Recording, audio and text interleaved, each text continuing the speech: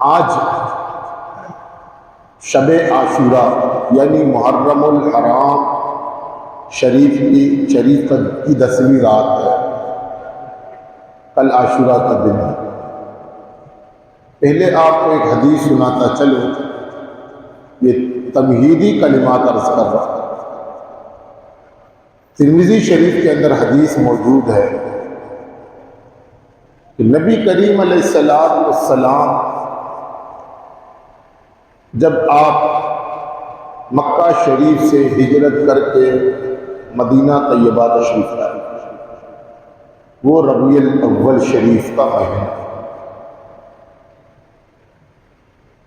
نبی پاک صلی اللہ علیہ وسلم مدینہ منورہ میں جیسے آپ نے قدم رنجہ فرمایا،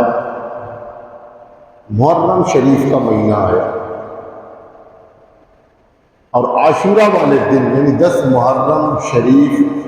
والے دن نبی کریم علیہ السلام نے مدینہ منورہ کے یہودیوں کو روزہ رکھتے ہوئے پایا۔ مدینے کے جو یہودی جو تھے انہوں نے روزہ رکھا۔ یہودیوں کا اس زمانے میں ایک قبیلہ تھا بنی خزرج،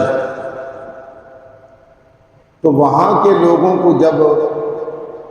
روزہ رکھتے ہوئے میرے آقا علیہ السلام نے پایا، نبی کریم علیہ السلام نے ان یہودیوں سے فرمایا کہ تم اس دن روزہ کیوں رکھتے ہو؟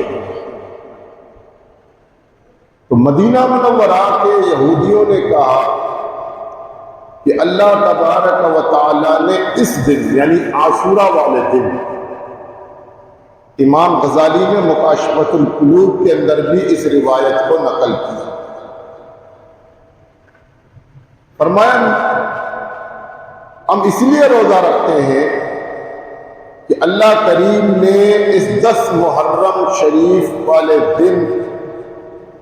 رب نے حضرت موسیٰ علیہ نبینا علیہ السلام کو فرعون اور فرعونیوں کے ظلم سے نجات عطا فرمائی۔ تو ہم حضرت موسیٰ علیہ السلام کی یاد میں اس دن روزہ رکھتے ہیں۔ تو اللہ کے محبوب علیہ السلام نے یہ نہیں فرمایا کہ بھئی دن منانا بدعت ہے، ناجائز ہے، حرام ہے، شرک ہے، کفر ہے۔ میرے آقا نے یہ نہیں فرمایا، اور یہ حدیث جو میں بیان کر رہا ہوں دوسرے لوگ بھی بیان کرتے ہیں، یعنی یہ حدیث اپنے سند کے اعتبار سے بالکل مضبوط ہے، اس کا کوئی انکار نہیں۔ مفتی طارق مسعود آج کل یہ ٹک ٹاکر مولوی، آپ لوگوں نے شاید نیٹ پہ دیکھا ہوگا، اس نے بھی اس حدیث کو بیان کیا، میں بھی حدیث کو بیان کر رہا ہوں۔ مولانا طارق جمیل نے اس کے ایک بیان کے اندر محرم کا اس کا بیان ہم سنے، اس حدیث کو اس نے بھی بیان کیا۔ تو بہرحال کہ یہ حدیث اپنے سند کے اعتبار سے بہت قوی اور مضبوط ہے، اس کے تمام راوی ثقہ ہے، لیکن میں آپ کو یہاں پر ایک بات بتاتا چلوں، یہ حدیث جو ہے میں بیان کر رہا ہوں، یہ حدیث روزے کی فضیلت بیان کر رہا ہوں، اور ضعیف اگر ہو تو ضعیف روایت ضعیف حدیثیں بھی فضیلت پر یعنی کسی چیز کی فضیلت پر بھی معتبر مانا جاتا ہے، اسے قبول کیا جاتا ہے، مگر یہ حدیث بالکل صحیح ہے۔ تو اللہ کے محبوب علیہ السلام نے جب یہ سنا کہ یہ اہل یہود حضرت موسیٰ علیہ السلام کی یاد میں روزہ رکھتے ہیں، یعنی اللہ تعالیٰ نے اس دن عاشورہ والے دن حضرت موسیٰ علیہ السلام کو فرعون اور فرعونیوں کے شکنجے سے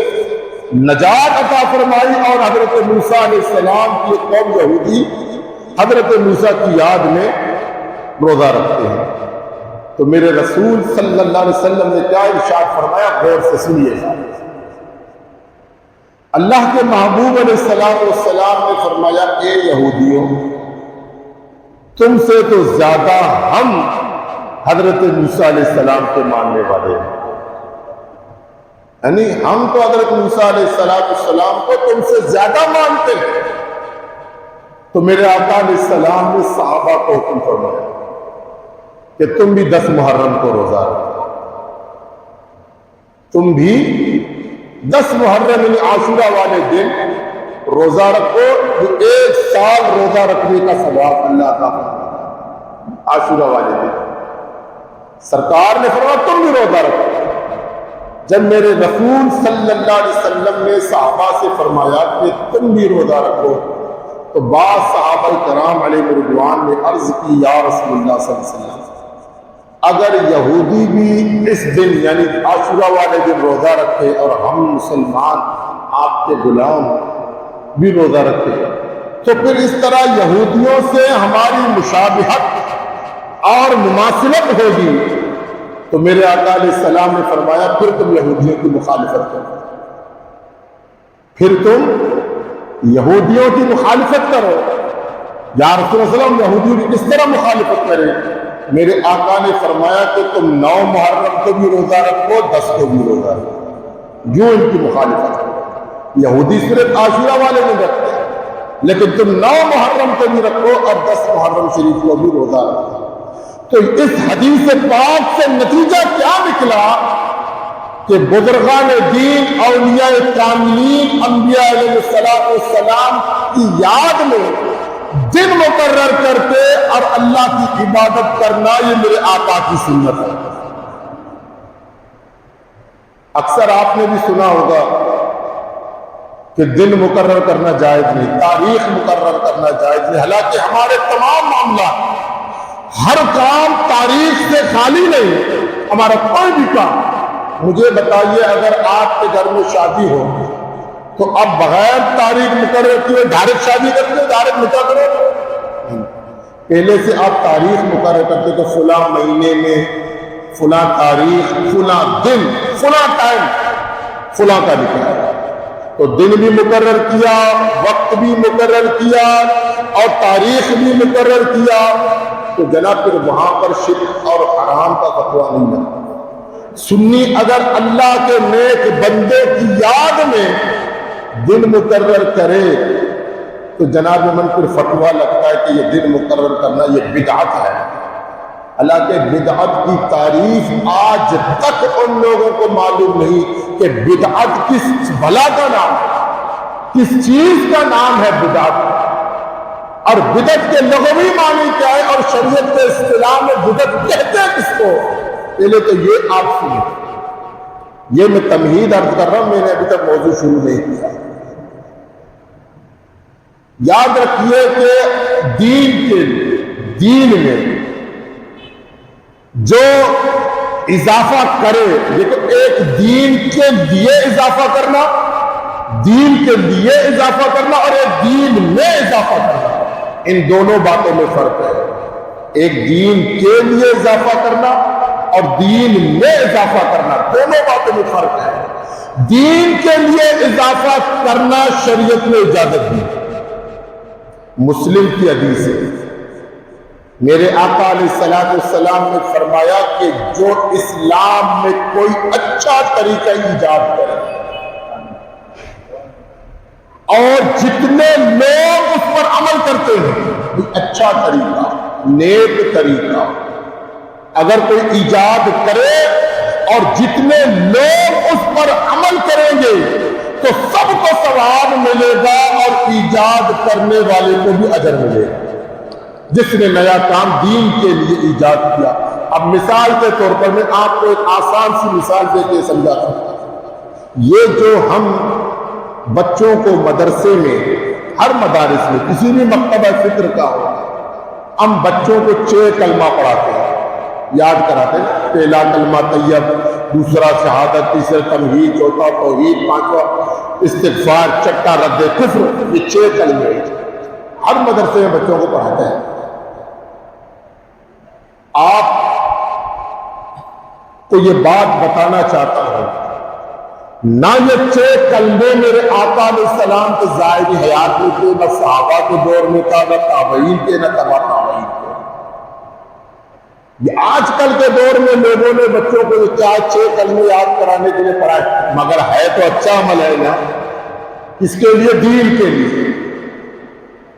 دین کے لیے۔ اب اسی طرح میں آپ کو ایک اور بات بتاتا چلوں۔ آج قرآن پاک جو ایک جلدی صورت میں ہمارے پاس موجود ہے، اور اس پر پھر اعراب، حروفوں پر، الفاظ پر زبر زیر پیش لگے، نہ میرے آقا کے دور میں تھا، نہ صدیق اکبر کے، نہ عمر کے، نہ عثمان کے، نہ علی کے،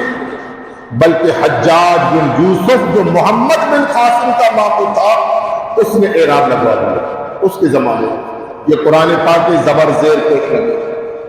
اس سے پہلے قرآن پاک میں زبر زیر نہیں تھا۔ آج بھی اگر آپ یہ جو اللہ آپ کا بھلا کرے ترکی تاشقند میں جو میوزیم ہے، اس میں حضرت عثمان غنی کے ہاتھ سے لکھا ہوا قرآن پاک آج بھی موجود ہے، جس پر آپ کے خون لگے ہوئے، اس پر جناب من نہ زبر ہے، نہ زیر ہے، نہ کوئی اعراب وغیرہ نہیں قرآن پاک، لیکن ہے تو اچھا عمل ہے نا، ہے تو اگر بعد میں ایجاد ہوا دین کے لیے، تو اس طرح مثال، اب میں آپ کو اس پر مثالیں جب دیتا جاؤں تو وقت کافی درکار ہے۔ آج مسلمان حج اور عمرے پہ جاتے ہیں ہوائی جہاز کے ذریعے، بحری جہاز کے ذریعے، یا جناب من اسی طرح ٹرین کے ذریعے یا بسوں کے ذریعے جاتے ہیں حج کرنے، عمرہ کرنے۔ تو اس زمانے میں لوگ اونٹوں پر، خچروں پر، گھوڑوں پر یا پیدل جاتے تھے حج ادا کرنے یا عمرہ کرنے کے لیے۔ لیکن دیکھو اب اسلام نے ان چیزوں سے منع